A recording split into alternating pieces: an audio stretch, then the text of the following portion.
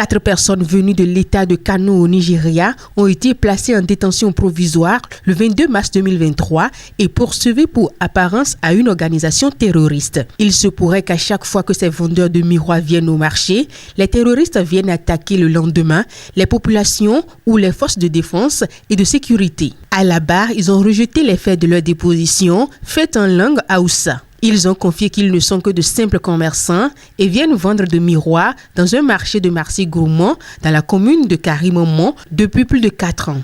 Le ministère public, à travers le deuxième substitut du procureur spécial de la Criette, a demandé à la Cour de se déclarer incompétente. Pour justifier sa demande, il a fait savoir que les faits reprochés aux accusés sont de nature criminelle et nécessitent une instruction plus approfondie. De son côté, l'avocat des prévenus a confié que les faits évoqués ne suffisent pas pour accuser ses clients de terrorisme. Il a demandé la relace pure et simple aux subsidiaires, la relace au bénéfice du doute pour les 4 vendeurs de miroirs. Après la demande du ministère public et la plaidoirie de la défense, le procès a été renvoyé au 5 octobre 2023. Si à cette date la Cour se déclarait incompétente, le dossier sera transmis à la commission d'instruction de la juridiction.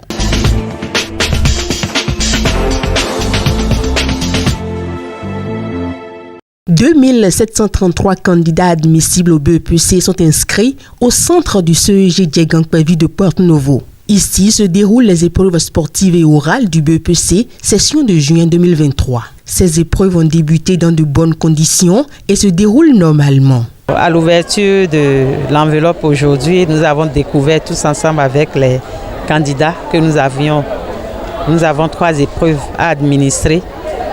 Il y a la course de vitesse, le saut en longueur et le lancer de poids.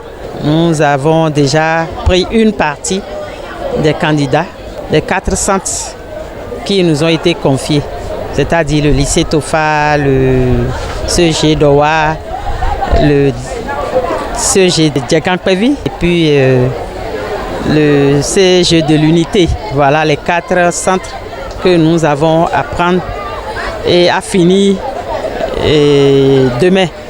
Voilà, donc déjà nous avons fini avec un premier centre qui est d'Owa. Nous sommes en train de nous apprêter pour prendre un second qui est le CEG Djegangpevi et ensuite on prendra les autres un à un. Mais nous sommes certains que demain on va accomplir la mission et tout sera terminé en beauté. Dans ce centre, les candidats sont subdivisés en 2 vagues. Une première planche aujourd'hui et la seconde le mardi 11 juillet 2023. Quand j'étais venu ce matin avec la foule là, j'ai vu mes amis, on était tellement contents. C'était bien. On a fait l'oral ce matin et ça reste les épreuves sportives qu'on attend à 14h. On nous a encore rien dit. On n'a pas encore trouvé de professeur ni de salle. Donc on était là depuis le matin, on n'a pas encore fait. Parce que c'est notre établissement, je fréquente DKP.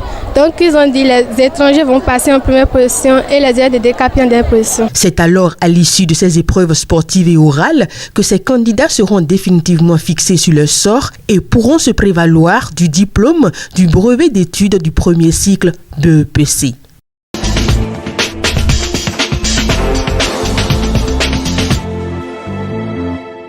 Ce large souris qui se dessine sur leurs lèvres témoigne de leur réussite à l'examen du BEPC, session unique de juin 2023. Ces candidates admissibles n'ont pu contenir leur joie après consultation de leurs résultats en ligne.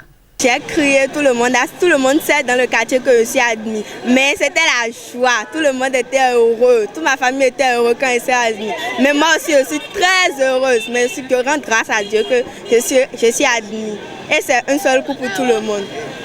Je ne m'attendais pas à ça parce que je sais que je n'ai pas tout travaillé dans toutes les matières, mais par la grâce de Dieu, Dieu m'a aidé et je suis admise. J'étais tellement stressée, mes parents étaient stressés. Le site te connaît, il n'y a pas la connexion, tout le monde était sur le site. Alors, on n'a pas eu le temps, mais c'était mon oncle qui a regardé ça, ils ont trouvé que c'est admissible. J'ai un sentiment de joie, je sautais partout, mes parents étaient contents. On a vu que le site est rempli et il n'y a pas d'espace. Tout est déjà. Il y a beaucoup de personnes sur ça, quoi. On a cherché, on a vu que je suis admis, ouais, je suis content. Parce que je devrais avoir le BPC là depuis l'année passée. Et comme j'ai fait 4e 2 fois là, c'est à cause de ça que je n'ai pas eu ça. Et les gens avec qui j'ai fait ça, il faut déjà soit déjà en première. C'est à cause de ça aussi à l'aise dedans. Admissible, oui, et leurs parents ont déjà des dettes envers elle. Ah, c'est obligatoire. Ma mère m'avait promis un téléphone portable. Mon oncle m'a demandé d'aller au lycée technique. Ma mère m'a promis un téléphone portable.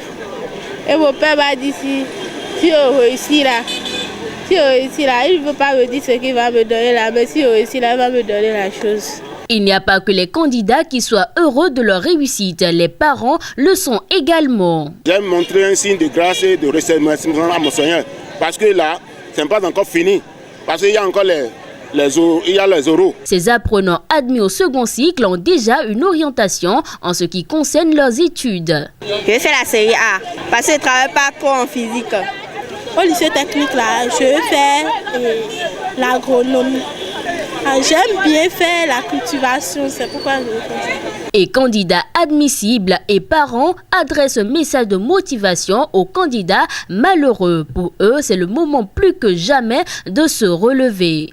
Je les souhaite un bon courage, que par la grâce de Dieu l'année prochaine, ils peuvent aussi avoir. D'abord, ils vont faire asseoir les enfants, les faire parler et leur dire que bon, échouer, aller à l'examen à échouer ne veut pas dire qu'il a échoué pour toute sa vie. Et l'échec également forme. S'il a échoué, même s'il est le premier de sa classe et il a échoué, c'est vous qui l'avez dit qu'il connaît. L'État lui dit qu'à travers son échec, il ne connaît pas. Donc il n'a qu'à s'efforcer. Ça doubler d'ardeur. Pas question de découragement. Pas question de découragement, il n'a qu'à recommencer. Ce n'est pas en ce moment-là qu'on va commencer par inciter l'enfant, le faire chose là, non. Vous allez compatir à l'échec de l'enfant. Il faut préciser que la deuxième délibération pour le compte de cet examen est prévue pour le 17 juillet 2023.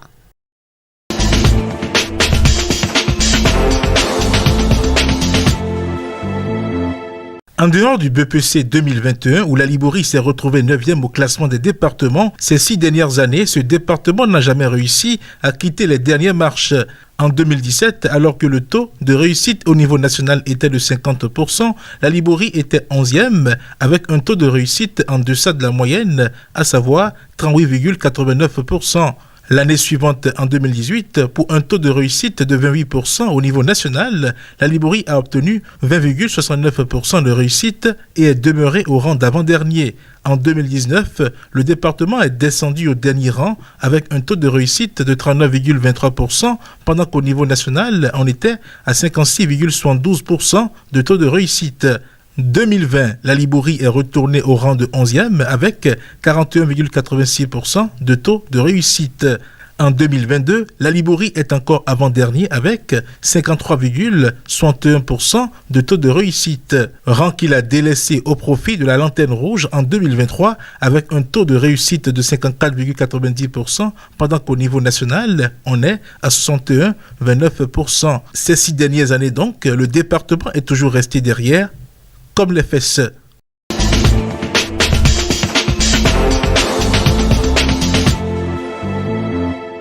Dans ce lieu désert du quartier Drado, s'anime l'un des nouveaux sites du marché de Wando à Porte-Novo. Ici, comme sur les 4 autres sites sur lesquels les commerçants du marché de Wando sont relogés, il y a des plaintes liées à la mévente, aux dettes. Toutes choses qui justifient l'abandon du site.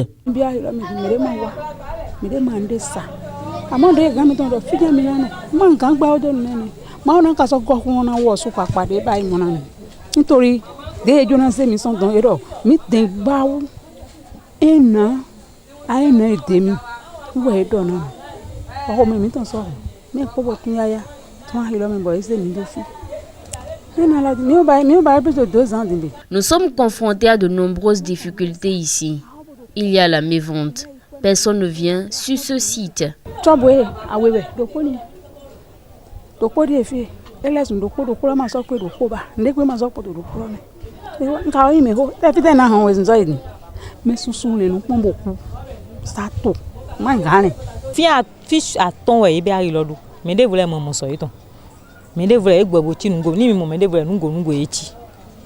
Donc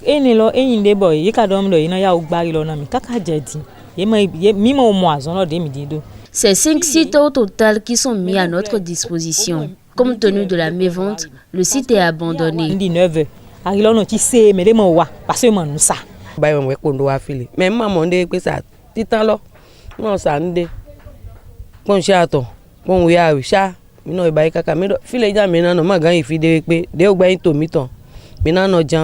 Nous ne vendons rien. Personne ne fréquente le site. Si les commerçants de vivres étaient au moins ici, le marché pourrait s'animer. Mais c'est le contraire actuellement.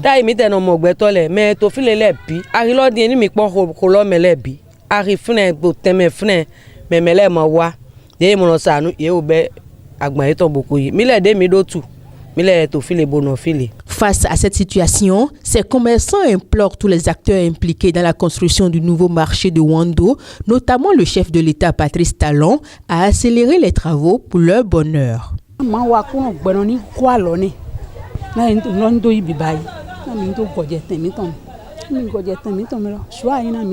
demandons juste l'accélération de la construction du nouveau site de ce marché.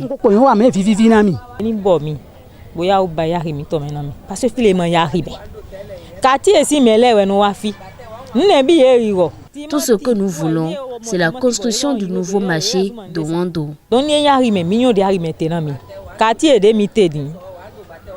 Et c'est que donc yeni jale bo pon le blanu mi ton yele o sine teyin ro mo ndanu le sin etofi arilo ina jejan we parce ni ndanu le me afile ma e ma ganje ndanu we vi no le timati no le yini wa fi. Nous voulons juste notre marché en construction pour avoir la paix. Yena ba mele na so wa me de na yetemele din ye me bi o so iluwe chovu medele ipongbon me medele to pave to wando yeni wa file bo wa mi ni do mo sisa e ma ni do mo arilo manager na jamani ego e na samani ma go mi ma gan sande pepe. 5 sites de relogement pour le seul marché de Wando de Porto Novo. Les difficultés sont légion. Les populations de la ville aux 3 non attendent que la fin des travaux pour retrouver leur lieu d'échange commercial en un seul site.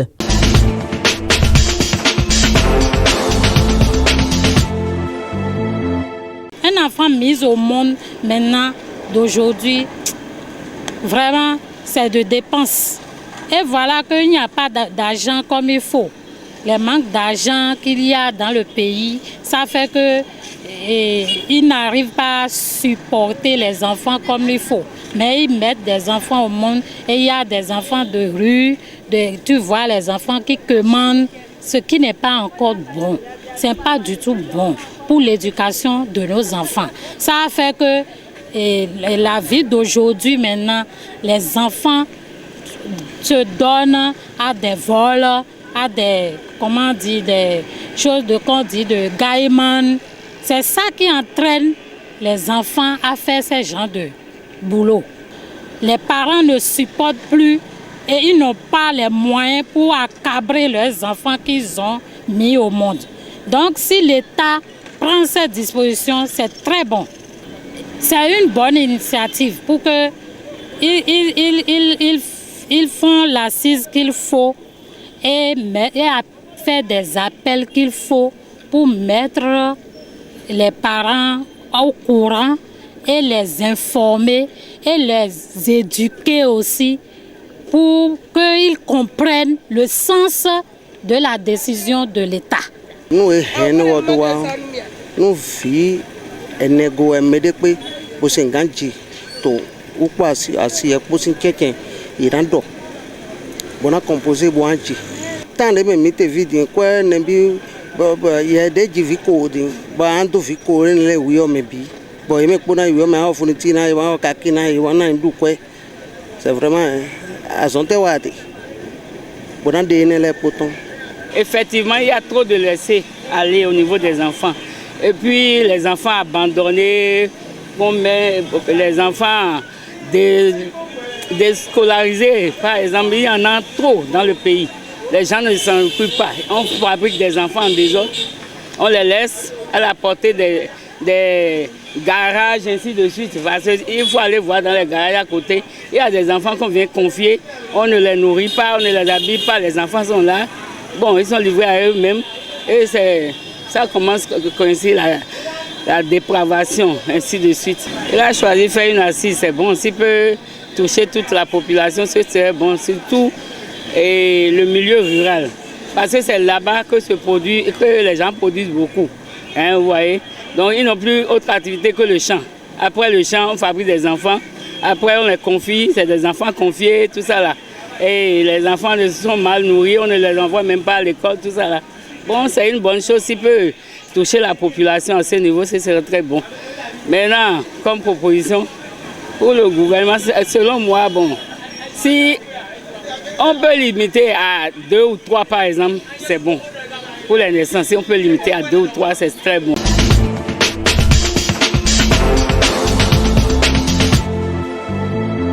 L'histoire de la marche du Bénin vers l'ODD 6.1 a fait l'objet d'une exposition d'art vendredi 7 juillet 2023 à Cotonou. Plusieurs tableaux représentant des photographies, mais également des caricatures ont été présentées au public. Cette initiative du cadre des acteurs non étatiques du secteur eau et assainissement, soutenue par la Maison de la société civile, entre dans la perspective de la vulgarisation des efforts fournis, mais permet également d'attirer l'attention des décideurs sur les défis à relever pour l'accès universel à l'eau à l'horizon 2030. Des populations qui sont contentes d'avoir de l'eau potable, mais d'autres qui sont dans l'attente et donc se débrouillent pour le moment avec les moyens du bord. Voilà en gros les messages véhiculés à travers l'expo art intitulé « Le Bénin en route vers l'ODD 6.1 ».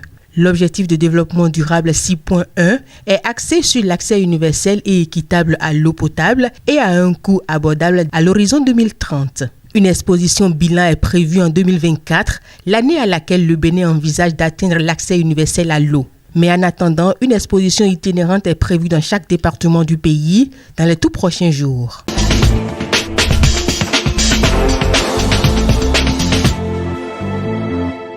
La commission d'enquête administrative a démarré ses activités le 20 juin dernier. Après quelques jours de travaux, elle a déposé le rapport d'étape. Pour l'heure, on ignore le contenu du rapport. Le second rapport est attendu dans une quinzaine de jours. Cette commission d'enquête administrative est chargée de faire toute la lumière sur les événements malheureux survenus le samedi 17 juin 2023 lors du match Bénin-Sénégal. Elle est présidée par le conseiller technique du ministre des Sports Jean-Marc Adjovi Boko avec comme membre Martin Assogba, le colonel Spiro Gouchola et autres. Le rapport définitif devra être bouclé au plus tard le 20 juillet 2023. Lors des bousculades entre les supporters, 2 morts et plusieurs blessés ont été enregistrés, faut-il le rappeler. On parle du championnat ouest africain d'athlétisme à présent. La moisson de la dernière journée est agréable pour le Bénin.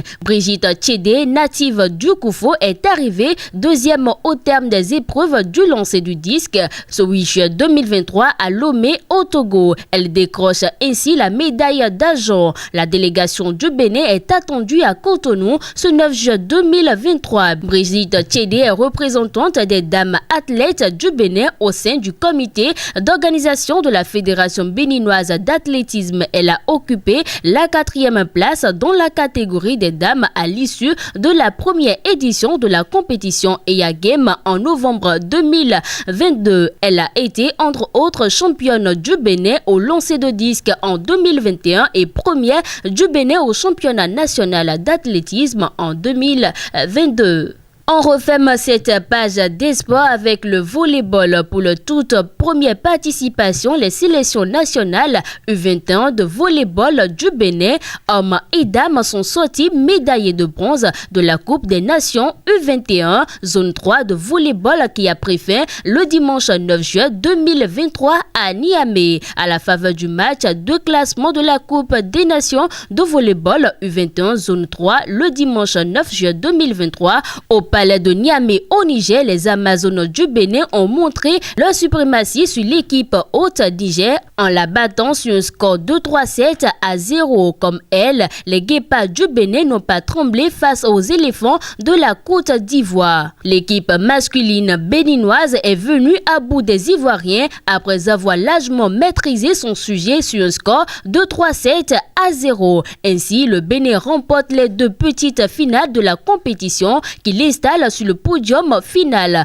Ce qui fait la satisfaction des représentants béninois. C'est d'abord la capitaine qui s'est dit heureuse de remporter ce trophée, même si l'objectif était de monter sur la plus haute marche du podium.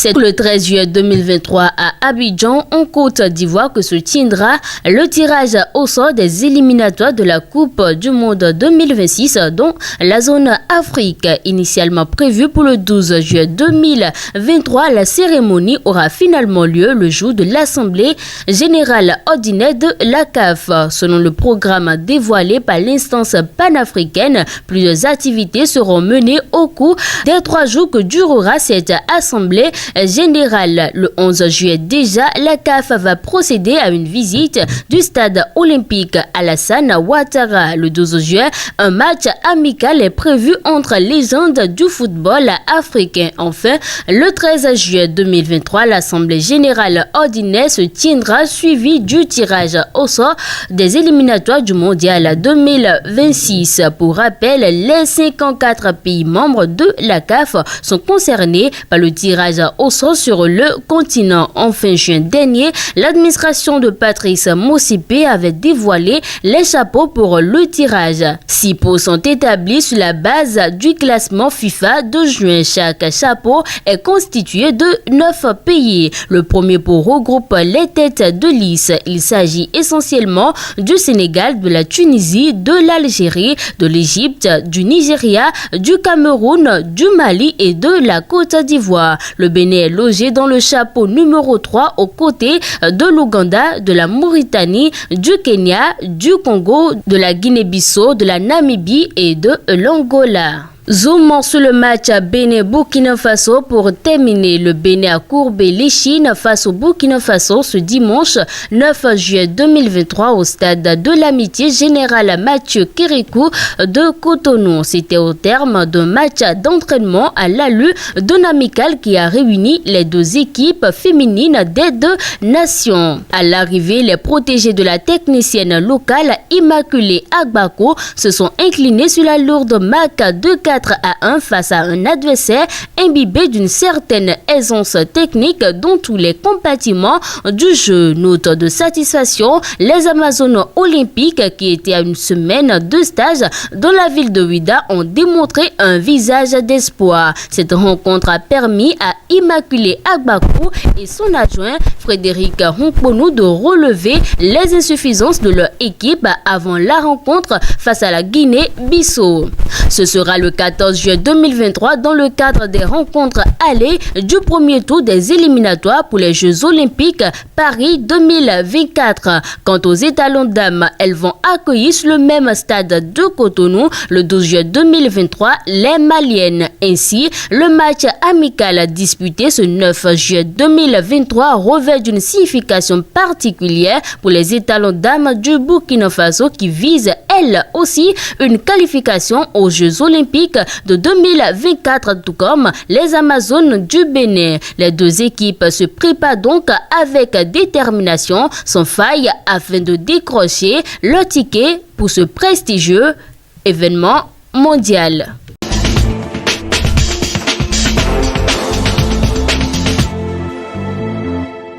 Le stade général Mathieu Kérékou abrite ce mercredi un choc entre le Mali et le Burkina Faso. Une rencontre décisive comptant pour le premier tour des phases qualificatives des Jeux Olympiques Paris 2024 de foot féminin. À quelques heures de la confrontation, la sélection malienne est déjà à Cotonou. La délégation, composée de joueuses, membres du staff technique et quelques dirigeants, a ensuite pris ses quartiers dans un hôtel de la place pour la suite de son séjour. Tel qu'indiqué par Africa Foot Need, les joueuses maliennes se retrouveront cet après-midi au stade général Mathieu Kérékou pour la reconnaissance du terrain. Ce mercredi, elles seront opposées à leurs homologues du Burkina Faso pour la phase aller de ce tour éliminatoire. Les deux formations se retrouveront d'ailleurs quelques jours plus tard à Bamako pour la manche retour. Par ailleurs, il faut préciser que la sélection burkinabé séjourne également à Cotonou. Les étalons dames qui ont fait du Bénin le pays de stage de préparation pour les qualifications ont d'ailleurs livré un match amical face à l'équipe locale. Un match soldé par une démonstration de force des Burkinabés victorieuse de 4-1.